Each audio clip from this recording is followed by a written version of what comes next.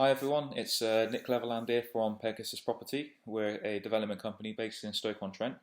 Um, we specialise in HMOs, residential, commercial to residential conversions rather, and new builds and stuff like that. So, as some of you may have seen, I've got another video where I talk about stacking deals using an Excel spreadsheet.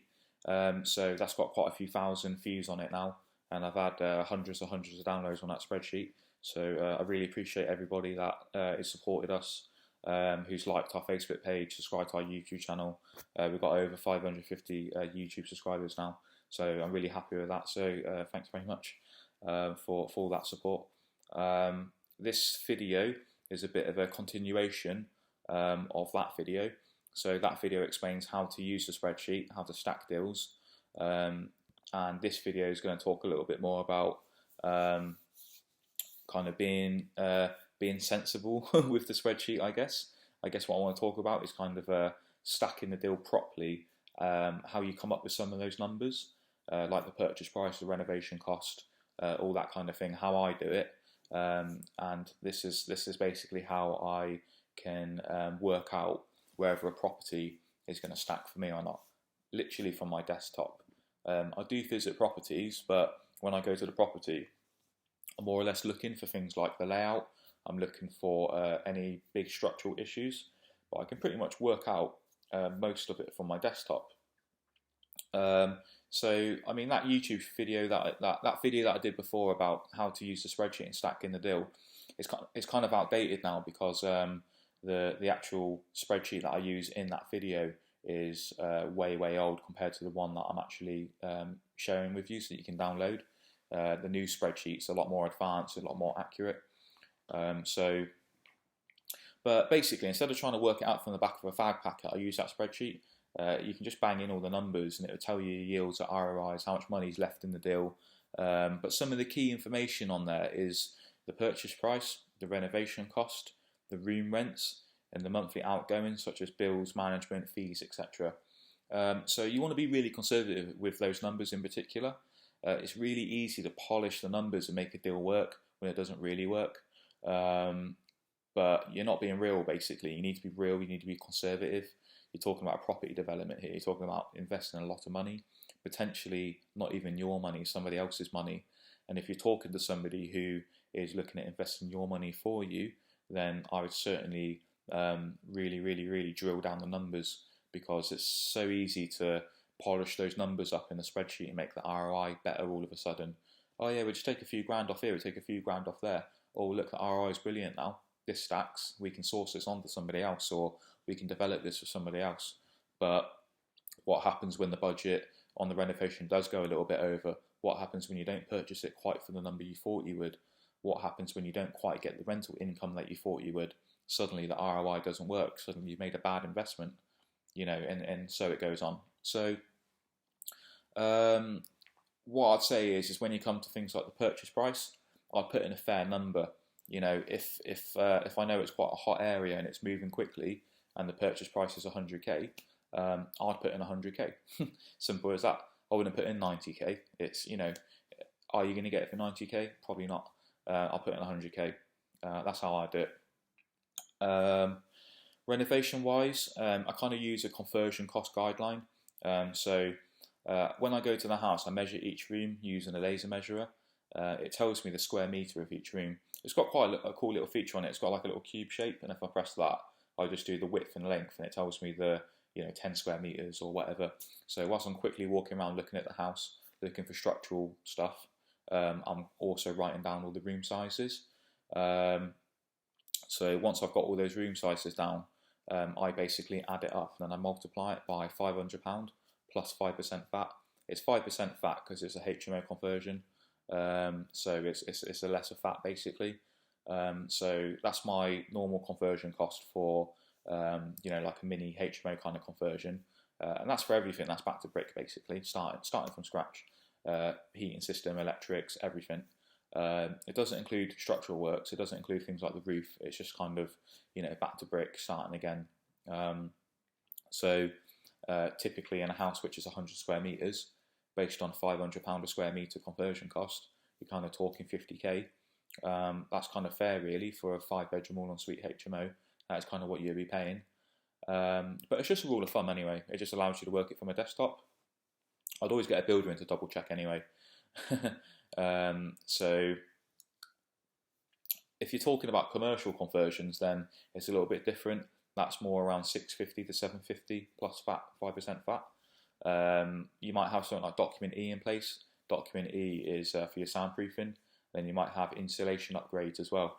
So that's normally why it's 650 to 750. It's a bit more.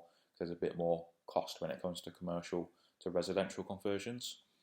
Some other approximate costs that you can use are things like £2,500 to £3,000 per bathroom. You're looking at around normally 10k for a full unvented cylinder tank system. For a loft conversion, you're looking at about 25k, including the ensuite. And then you're normally looking at £1,000 to £1,200 per square metre for an extension. These are all approximate costs, and it depends on what area of the UK you're in. But these are just little rules of thumb that will allow you to approximate the conversion and renovation cost for a HMO for when you're stacking the deal. Next, when you're calculating room rents, it's quite easy to do. You can just go on Spare Room or Rightmove. You can find houses or rooms that are currently for rent that are similar to yours. So I'll just go off those rents. But again, be conservative. The market can change month by month. So 1 month, the room might be going for £495, an ensuite double room in your area, and you think great. But in 6 months' time, it might be £450. And by the time you found a deal and renovated it, you could be looking at 6 months' time. So, I'd look at that. I'd also look at when am I going to be finished as well? Is it going to be like in the winter? Is it going to be around Christmas time when everyone's gone back to their home country, or everyone's gone home for Christmas holidays? It's not a good time to really finish a project. You'd struggle to fill the rooms then, which means the room rents will probably be lower because you need to fill it quickly. So, for example, you need to take that into consideration when you're stacking it. And then also things like your monthly outgoings, like your bills, your management fees and repairs. The whole point of stacking a deal is you need to drill down the number as much as possible. So you don't want to leave any stone unturned. So you want to take everything into consideration when you're stacking the deal.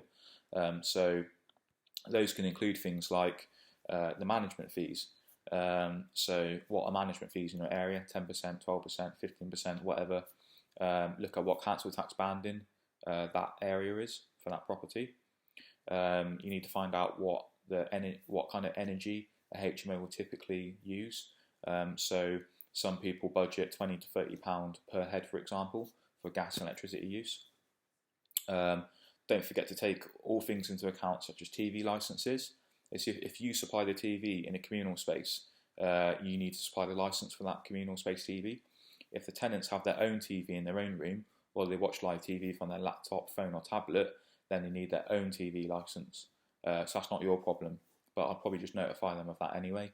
Things like insurance. Your insurance won't normally cover the tenant's belongings. It will only cover your own contents. So if you've supplied the furniture, then your contents will cover that. Your contents insurance will cover those contents. But if the tenants bought their own TV, laptop, clothes, anything like that, then they need to actually get their own insurance to cover that stuff. So again, maybe just giving them a bit of a heads up for that.